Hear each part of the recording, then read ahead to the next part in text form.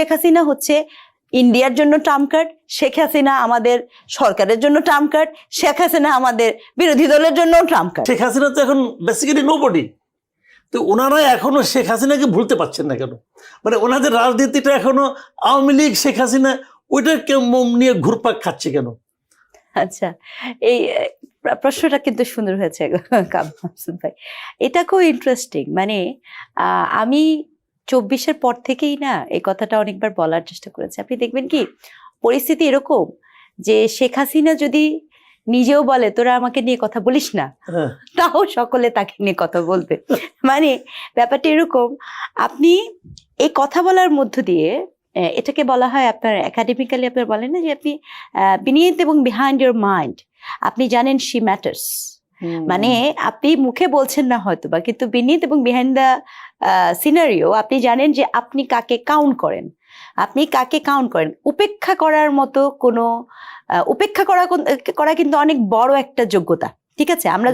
আমরা যখন কাউকে উপেক্ষা করি সেটা কিন্তু আসলে আপনি যদি ভেতর থেকে সেই উপেক্ষা যোগ্য না হলে কিন্তু উপেক্ষা করা যায় না, এটা একটা বক্তব্য।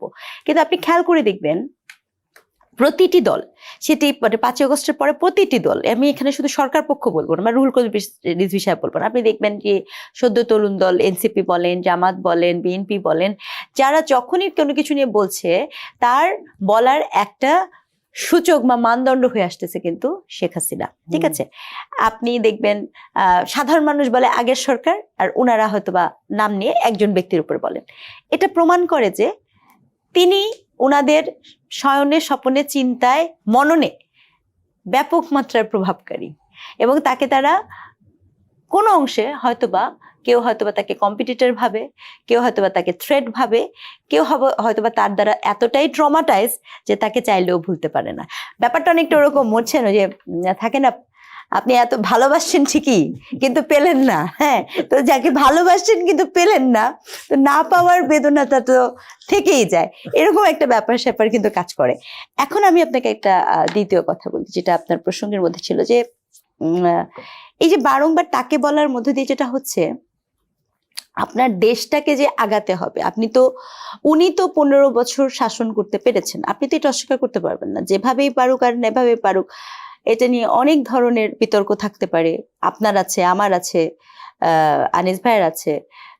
আমরা এই কথা বলা তো মানে অগ্রাহ্য করার কোনো কথা মানে যাবেই না, যে ডেমোক্রেটিক প্র্যাকটিসটা ওয়াজ সো ব্রোকেন, ইনস্টিটিউশনাল ফ্রাজাইলিটি, এগুলো নিয়ে আমরা কিন্তু অনেক কিছু বলেছি।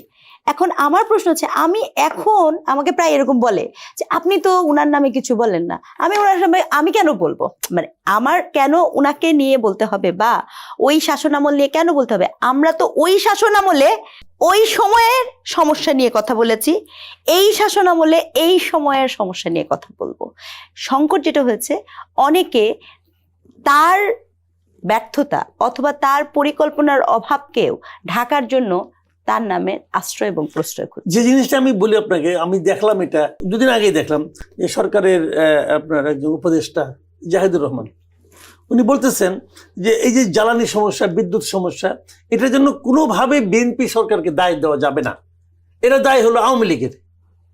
তো এখানেও কিন্তু যে জিনিসটা আনিস আলম করে বললেন, যে মাঝখানে তো আরেকটা সরকার চলে গেছে, তাদেরও তো কিছু করণীয় ছিল, পুরো দায়টা আপনি আওয়ামী লীগের উপর চাপালেন, আবার সে আওয়ামী লীগ যা নাকি 2 বছর ধরে নাই। তাহলে এটা কেমন? এটা কি পাবলিক খাবে? এখানে যে বিষয়টা হয়েছে কি, যে জাহিদুর রহমান যে কথাটি বলেছেন, আমার কাছে মনে হতে পারে যে এটা তো উনি তো এখন একটি রাজনৈতিক পোস্ট হোল্ড করেন, হতে পারে এটা একটা পলিটিক্যাল রেটরিক, কিন্তু আওয়ামী লীগের দোষ নাই একেবারে এটা বলা তো যায় না। কিন্তু আপনি যেটা বলেছেন যে এখানে তো মাঝের যে 2 বছরের যে সরকারটি ছিল, তারাও যে আপনি ওটাকে প্রলং করেছে, এই আলাপটা করা ওনারা করবেনি ওনাদের ডিফেন্সে, কারণ এটা ওনাদের বলতে হবে। কিন্তু আমি তো আরো বেশি দেখি যে আপনার এস্টিমেট সংকট, মানে আপনি এই যে বলছেন, আনিস ভাই যে বললো বিনিয়োগের কথা, এই রাষ্ট্রে আপনার বিনিয়োগ হওয়ার জন্য, একটা রাষ্ট্রে আপনার কোনো বিনিয়োগ হয়নি তো গত 2 বছর, এখনো কিন্তু ওই অর্থে বিনিয়োগ হচ্ছে না, বিনিয়োগ কিন্তু শুরু হয়নি। শুধু বিনিয়োগ না, ব্যবসা বাণিজ্যের অবস্থাও কিন্তু বেশ ভয়াবহ। আমি গতকালকেও একটা ইস্যুতে বলেছি যে আপনি ওই গভর্নমেন্টের সমর্থক লেসপন্সার, কোড অ্যান্ড কোড, দালাল শব্দটা তো খুবই কমন। এসব বলার মধ্য দিয়ে কি করেছেন, বিভিন্ন ব্যবসা প্রতিষ্ঠান বন্ধ করে রেখে দিয়েছেন। ব্যবসা প্রতিষ্ঠান বন্ধ করার কারণে আপনার অর্থনীতির চাকা যেমন ঘুরছে না, বেকারত্ব বাড়ছে, এই সকল দায় কিন্তু ওখানে যেয়ে পড়ে না। তাহলে 24 পরবর্তী মেসাকার যারা করেছে তাদের উপরও তো দায় এটা বর্তায়, রাইট, সে তাই কথাই না? তো আনিস আলমগীর বলতেছেন। হ্যাঁ।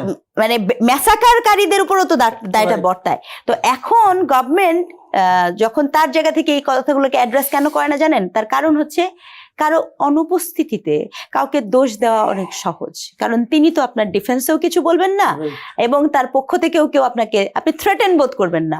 তা আপনার সামনে নাই, আমরা এখানে বসে বসে মনে করেন ডোনাল্ড ট্রাম্পের কত কিছু বলি না, ডোনাল্ড ট্রাম্প এখানে নাই, এমন একটা ভাব যেন আমরা মানে ট্রাম্পকে চাইলেই উড়াই দিতে পারি, ব্যাপারটা এরকম।